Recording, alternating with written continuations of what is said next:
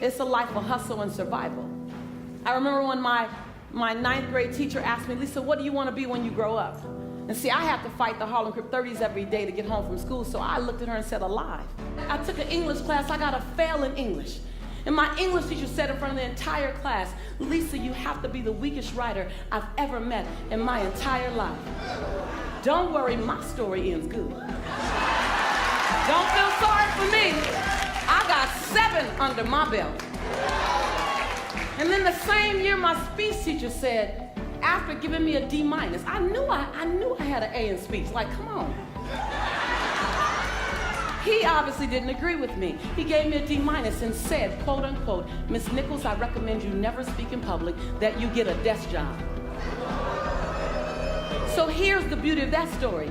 Other people's perception of you ain't none of your business. Everything you've ever been through, sat through, rose through, cried through, prayed through, everything is a setup for your next best season.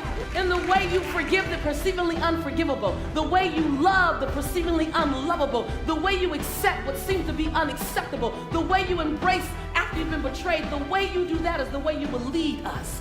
Your light belongs to everyone who'll be illuminated because you were bold enough and obedient enough to let your light shine. Yes, yes?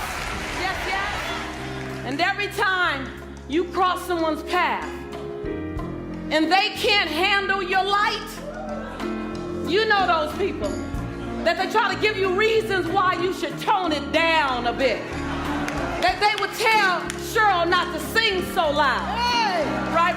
They would tell me to shut up in class. They tell you you're kind of strange. You know those people. Dream snatchers, vision busters. Don't be mad at them. They can only love you to the capacity in which they're able to love themselves. Don't be mad at them.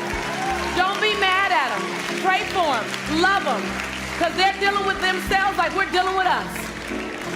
But I want you to remember that your 70 watts has to be turned way up. Because you got way more to give us. It ain't over yet. Don't put a period where God put a comma. And when you turn it up to 159 watts, you know, you keep turning it up. You stop dimming your light. You say, today is the first day of the rest of my life. You turn it up. You're going to find people that can't handle your light. And before today, you might have dimmed your light. You might have shrunk a little bit.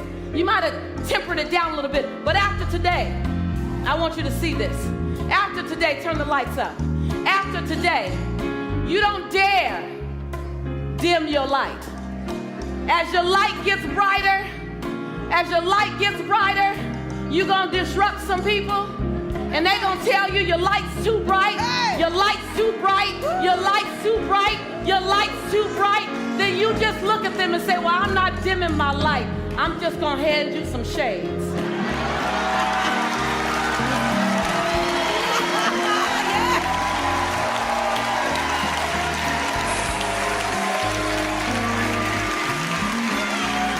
I'm just saying, why don't you start carrying around an extra pair of shades?